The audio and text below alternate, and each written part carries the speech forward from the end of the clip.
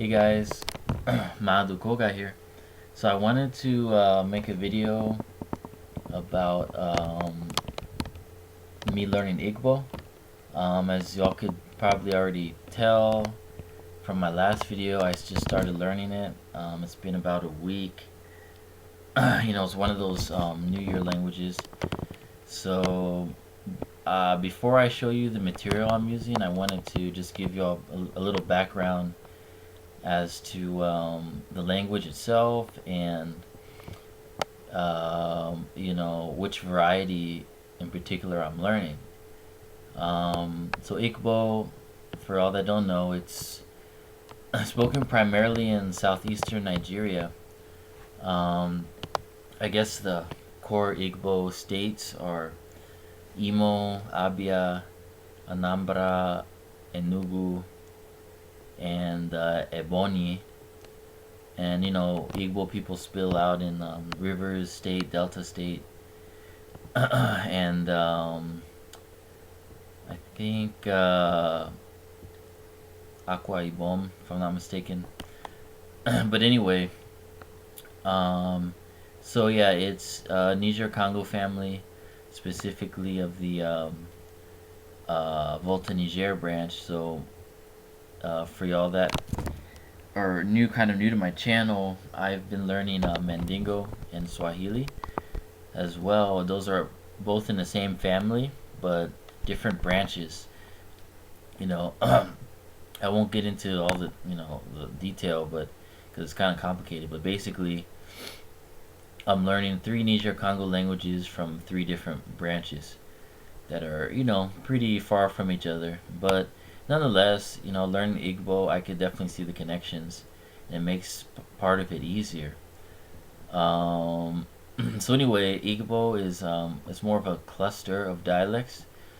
They're mostly mutually intelligible. I think at opposite ends of the spectrum, it might be like 70% mutually intelligible, maybe even lower, but I'm not sure yet. So the so there's what they call standard Igbo or central Igbo, which seems to me to just be kind of a mix between South Central Igbo and North Igbo, the two biggest dialects as far as numbers of speakers, because it has characteristics of both. But the particular variety that I'm learning, there's actually two. The first one is um, South Central Igbo, specifically from Owerri in Umuahia. Um, Part of the reason, I mean, I have friends from there, but also um, there's this course for Foreign Service Institute. I think it's pretty much the first Igbo course I've ever come across, and it's just very, very good, very detailed, like linguistic descriptions. And Foreign Service Institute has like top-notch stuff. So it's based on the Owerri dialect, I believe. So it's a huge help. So that was part of the reason for me learning that particular dialect. And with this dialect, it's definitely intelligible with uh, the so-called standard. It's I could see that once I learn this one, I'll be able to understand a good deal, if not all of the standard. It's just mostly like different sounds here and there. Sound shifts, sound changes, rather. Um, but yeah, so um, then the other variety I'm learning is kind of outside the Igbo proper region, or it's I guess it wouldn't be considered like an Igbo proper dialect. It's Ikwerre, and it's from River State. So you find a lot of it spoken around Port Harcourt. And Ikwerre, from what I can tell, there's not much out there, but I'm in the process. I'm in contact with like maybe three different people now. Um, or actually, I'm waiting to hear from one who's a professor, a linguist who works with the language. Um, but but yeah, but there's some stuff out there, some linguistic descriptions that are actually really good. So from, but it's not a lot, and but from that I could tell that it's. I would say it's maybe like 75% intelligible with the other dialect I'm learning, South Central Igbo.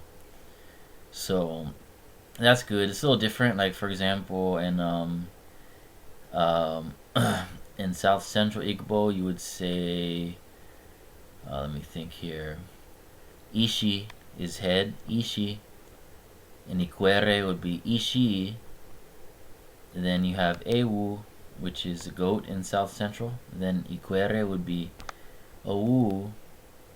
Um, Onwa.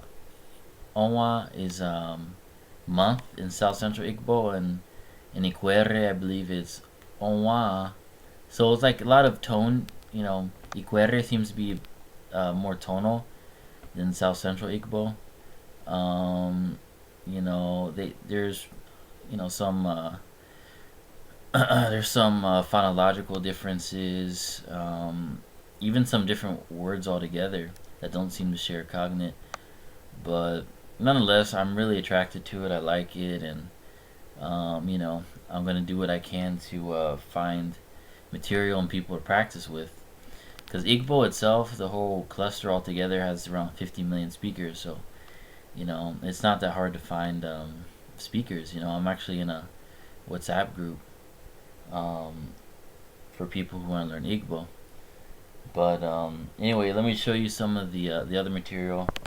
So this is another linguistic material. This is focused on the central dialect, or the so-called standard Igbo, and it's mostly focused on tone. I don't know if you could see that really well. It's not that long, but it's pretty good. It's from the Peace Corps, yeah. And then there's this dictionary which I have a lot of mixed feelings about. On one hand, I like it because it shows dialect variation, right? It's not exhaustive in that, but it definitely, it's probably, as far as showing dialect variation, it's probably the best Igbo dictionary out there that I've come across, at least. But on the downside, it doesn't. It's not really good with the tone, marking the tone. So you have a lot of entries there. They seem to be like the same word. They have the same tone, but they have completely different meanings. So the tone markings are not to my up to not to my liking. Um, and we have this. this is a this is from a series called what is it? National African Language Resource Center. So I have other books. I have other languages from this series, like Swahili, Mandingo, and Hausa. It's alright, it's called Kaanye Suo Igbo. Let's speak Igbo. It's this is also based on the central dialect, the standard Igbo. Um, the tone is, I don't know, it's kind of shoddy. They show it in some places, but in other places they don't. And I wasn't really satisfied with the explanation that they gave for the tone. It was probably better than the dictionary's explanation, but still, I thought they could have done a lot better. But beggars can't be choosers. So I'm just grateful that there's stuff like this out here for me to learn Igbo. Because it's a real popular language. A lot of speakers. You find them everywhere. Anywhere you find Nigerians, really. So so that was definitely one important factor of me giving it priority. Putting it in my A list. Also, turns out a good chunk of my African ancestry comes from Nigeria as well. I mean, I don't know. I would say along with my Central African ancestry, it's kind of a plurality. So like basically that whole region from, because obviously they didn't have those countries back then, but that whole region from like Volta, Niger speaking peoples, from Togo, Southeast Ghana, Togo, Benin, and Nigeria.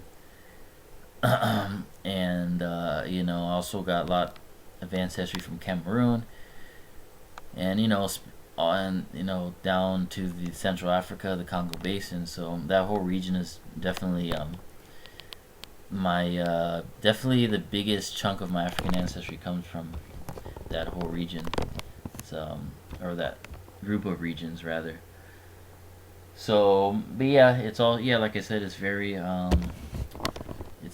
useful as well. So yeah, yeah. I'm gonna be at it for another week. Then I'll go back to my normal schedule. So stay tuned for more updates. Thank you.